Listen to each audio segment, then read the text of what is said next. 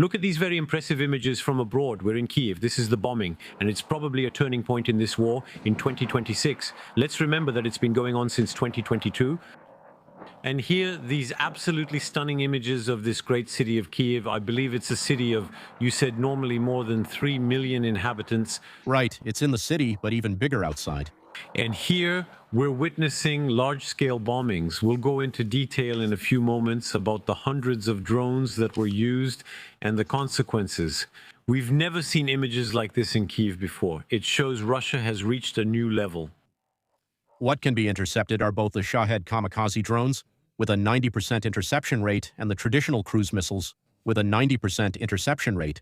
And what the Ukrainians can't intercept on their own are the ballistic missiles that come in at 4,000 or 5,000 km/h or hypersonic missiles like the Kinjal.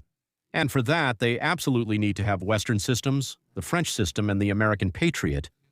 We have provided them, but we haven't provided the necessary amount of ammunition. The Americans because they've used everything up in the Gulf and they don't want to help them, and us because we haven't increased production to be able to keep up with that. What's happening technically? What's causing this? Not long ago, we said Kyiv was mostly protected with very few missiles and drones getting through. Now we see bad news for Ukraine. Russia has managed to get many of its weapons through. So it's the halt of American supplies, because even though Europe bought ammunition, the United States chose to redirect that ammunition to Israel, to the Middle East, and to replenish their own stocks again. So actually, it's simply the end of American support, but it's not even support, it's stealing European money. We all paid taxes to be able to defend ourselves and to defend Europe through Ukraine. And the Americans chose to steal that money from us to direct it wherever it suited them. Look, both of you, please comment on this with us. The strike map is very interesting. We used to see yellow for drones and orange for missiles. Typically, they'd fire everywhere, but here there was a clear strategy. They targeted Kyiv, the capital. Well, once again, that's the goal of saturation. When you have several hundred vectors coming in at the same time, you get saturation on the radars. Basically, the interceptors, what you see in yellow, almost everything is systematically intercepted. But you can see that some of these lines are straight, and the pink lines are direct straight lines. Those are ballistic missiles that go very high and very fast. And actually, the problem is that even if we can detect them, in the end, we don't have what we need to intercept them. It's really a struggle for the Ukrainians. They wonder why they've been abandoned like this. They truly believed we would help them when the Russians began attacking the Rivne nuclear power plant last February.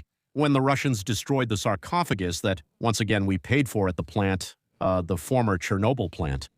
And despite threats to us as well, because nuclear risk doesn't stop at Ukraine's border, we're still not acting. This image, look, where we see the interception of an Iskander missile by a Patriot, a Ukrainian Patriot battery. I imagine it was bought or acquired in any case from the Americans, right? And that the Americans... They gave them some. Gave them. The Americans gave them. The Americans... The Netherlands. And there you go, there you go.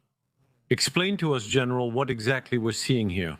Why is there this kind of flash where we can see everything? Well, here... It's a system that's already been destroyed, so the incandescent fallout likely came from the explosive inside. What is falling is really the debris of a missile that was intercepted.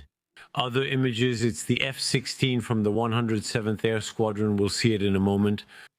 The question is, what could the Western countries do if they wanted to better secure the skies over Ukraine? So, first of all, providing planes to intercept drones. It seems that the Ukrainians are using Mirage 2000S in the fight against the Shahed drones. They prefer it to the F-16 because it's more maneuverable at key speeds and has a better fire control system. On that note, by the way, the Rafale has now been brought up to the same standards for use in the Persian Gulf. So, there you go. That lets them intercept using the cannon. You still need to get a plane airborne. There you go. And that's where the arrival, hopefully soon, I guess we're talking in terms of months, of a first batch of 16 Gripen jets. That could help as well. General, you made quite an impression on this very set when you said, I remember it was during the destruction of Mariupol, you said self-defense. I think it's Article 51 of the UN Charter, right? Yes, yes. You said Western countries could bomb the sites where Russian missiles are launched if they wanted. Do you still say the same thing when you see this today? If we look at it legally, it's an act of aggression. We can look at what Israel is doing against Hezbollah. So they destroy a lot more than just the launch sites. But no one disputes their right to shoot at someone who launches a drone. So there you have it. It's double standards. We tolerate what Russia does in Ukraine, even though we'd never accept it in Israel. We accept what Russia does in Ukraine, but we wouldn't accept the same thing in Israel. So the West are afraid of Russia? Of course they're afraid of Russia, but that's understandable. I mean, we're not crazy. We're not looking to trigger a nuclear holocaust, not even over Ukraine, with all the affection we have for Ukraine. But the result is that by showing our fear, we let Putin control the escalation. He should have understood one day that if he plays the escalation game, we can play the escalation game too. And that might be a signal worth sending. It's especially about giving long-range missiles to the Ukrainians with explicit authorization to strike in Russia at the launch sites of those things. Is Putin sending a message not just to Ukraine, that's clear, but to the Europeans? Look, when we see the Oreshnik launches, which are missiles that specifically have a range that covers Europe, right? The Oreshnik missiles are made for 500 kilometers. They're even made for that, if I may say so. They're designed specifically for us. With missiles that have a 5,500-kilometer range, they have to move farther away from Ukraine to fire them at Ukraine, since they're intended for us. So the main thing is to understand that it's basically a nuclear weapon, a nuclear missile that has poor accuracy, because with a nuclear weapon, whether it lands a kilometer to the right or 500 meters to the left, it still more or less hits the target and wipes everything out. So Putin is baring his teeth at us. Well, we actually have the same thing, but better, by the way. But simply, if we remove the nuclear warheads from our nuclear ballistic missiles, well, we would have the ability to do the same thing. But that's exactly the problem. It's a marketing weapon. It has no operational effect on the ground.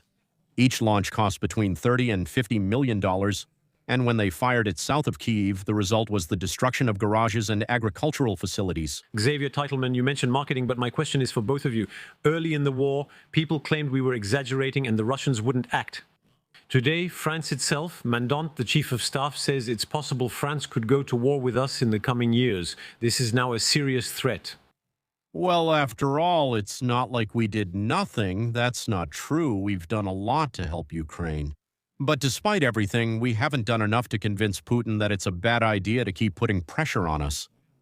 That being said, things aren't going well for Putin on the ground. And my take on this, and I'm not the only one, is that Putin is putting on a show. It's to wake up Trump so that Trump comes to negotiate and finally delivers Ukraine to him. Basically, I think it's because things aren't going well on the front that Putin is doing this.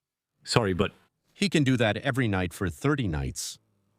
General, I'm asking both of you yes or no. Like the French military high command, do you believe Russia might try something against the West or against NATO? So against the Baltic countries.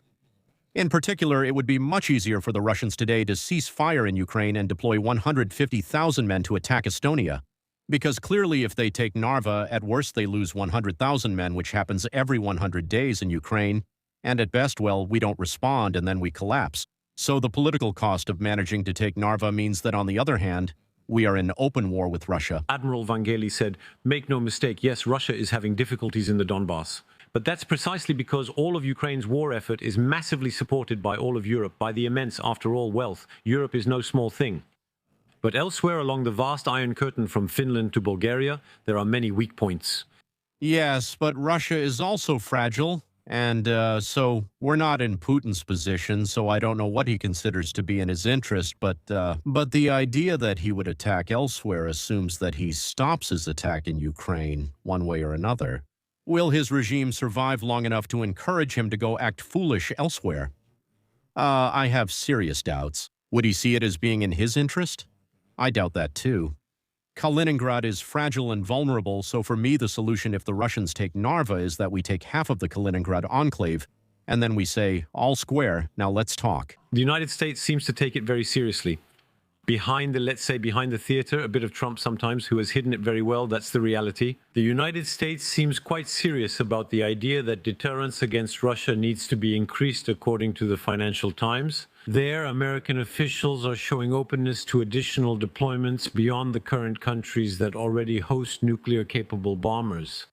They are now talking about expanding this, about nuclear weapons deployed in Europe, which are stored and guarded by American troops, air groups, allied nations equipped with F-35s, F-15S and Tornadoes. What does that mean? Clearly, what type of aircraft could be deployed and what type of bomb could be carried towards Russia? Yeah, so the NATO bomb is the B-61 Mark II, if I remember correctly. That's what it is now. It's a kind of glide bomb, except it's nuclear. Um, It's stored far away, meaning not on the front line, because the airstrike would be launched from far away. There's something illogical about basing that thing, operationally speaking. I mean a permanent base, operationally speaking. That's what I mean. A special weapons depot, as they say in France, in Poland, or in the Baltic countries. It's stupid because we want the strike itself, the air operation, to start far enough away to complicate the defense options. That's it. Sorry, but can you explain what more the United States would do? Let's use the map to see what's there now and what could still be developed. This is the current map where we see the nuclear powers, which are France and the United Kingdom, and then where the American nuclear bombs are located, the ones you just mentioned. With DCA aircraft, dual-capable aircraft, meaning F-16s and now F-35s, capable of launching this NATO bomb.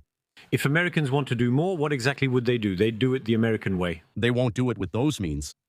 That is to say, it's a real fundamental problem with this deterrence. The truth is, if the Americans decide to go nuclear, they'll do it with the means they have today, tomahawks, cruise missiles, and not those bombs.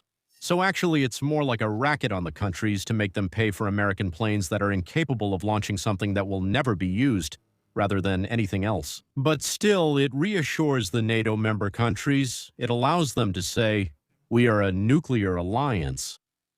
It remains a complicating factor in strategic calculations for Putin. That's it. There's also a key element. It's a restoration and a strategic balance. Theoretically, countries with weapons after the USSR's collapse were supposed to keep them. Belarus has just hosted Russian weapons on its soil, and so symmetrically, since the Russians have violated the agreements, the Americans could allow themselves to place nuclear weapons in Poland. It's just doing the same foolish things as the Russians while mirroring them. You're the airplane man. Rafale and F-35 are competing. Is there a superiority of one or the other when it comes to, how should I say, carrying nuclear weapons? So The only plane capable of carrying American nuclear weapons, which are the ones we're talking about, is an American plane. It's the F-35. That's one of the main reasons the F-35 was adopted by several countries, including the Netherlands, Belgium, and Italy. It was to be able to continue deploying American nuclear weapons. So if tomorrow these countries wanted to buy the Rafale package with the French nuclear weapon, it would just have to be negotiated. We need to determine if both sides want to do nuclear sharing. is it possible that what we're seeing here is a little anti-French maneuver, F-35 against Rafale? Clearly, There were initial discussions, yes, with the Rafale in Poland, with operational deployments of French nuclear weapons in Poland. That's undermining us and blocking opportunities for the Rafale. you're both explaining well how there's a kind of racket happening. It's an investigation. It's a racket. You're prisoners of our planes, regardless of their quality. Because the F-35 is a plane you should know, huh? It falls out of the sky on its own. They cleared out. No, No, no, it's the numbers. That's not what it is. these are American numbers. 288,000 flight hours. 11 F-35s. 11 were lost due to engine or software failure. Rafale has flown 1 million hours with no engine failure losses. If so, Americans are good salesmen, and apparently so are you. But it's also that they Are buyers, Danes, Dutch, who say we're with you and so on, who end up buying F-35s? But there you go, they're buyers who are incredibly naive. The Belgians, the Dutch, the Swiss, they say, how did you end up buying this crap? It's just crazy. Americans manage to sell their planes even when they lose competitions. I recall this happening in South Korea, Singapore, the Netherlands, and Switzerland. The Rafale wins the competition, beats the F-35 and the American planes, and yet the Americans still manage. Norway, why was it the first country to buy it? We found out through WikiLeaks. Well, it was the Americans who put diplomatic pressure on them so they wouldn't buy a European plane. From everything we see and everything we hear about, obviously the question is, what is Putin capable of? He's been in power for 26 years now. I think he's 73 or 74 years old. I think 73 still. Do you think that, well, that's an age, that's a significant amount of time, a quarter of a century of authoritarian rule. That's often when things start to go wrong. He saw Saddam fall, he saw Gaddafi fall, and he saw Khamenei fall very recently, right? Could that be a factor, let's say, an additional source of tension? No? I doubt what happened in Iran keeps him up at night. Especially since the regime is still in place, by the way. There have been deaths, but the regime is still in place. There's a Russian obsession. Remember, he always thought there was a kind of Western hypocrisy that ignored international law whenever they wanted to get rid of people they didn't want. And in fact, it's true, we did it quite brutally when it was necessary. Yes. Yes, in that respect. And what did he do in Africa? Putin doesn't have a monopoly on cynicism. How many legitimate governments have been overthrown by Russia in recent years in Africa? And in the Middle East. Could this aspect worry him? That is the feeling, the reminder that the West can be brutal too, and it can lie too. We're not the last to play that game. Well, we Europeans are not at that point. Trump, yes, but us, no. We still want to believe in decent relations, including with Russia. We still want to tell ourselves that one day Putin's Russia will come out of this nightmare and will be ready to talk, because Russia's future is in Europe. Economically, we are its market, much more than China. And it was doing much better economically when it was selling its gas to Germany.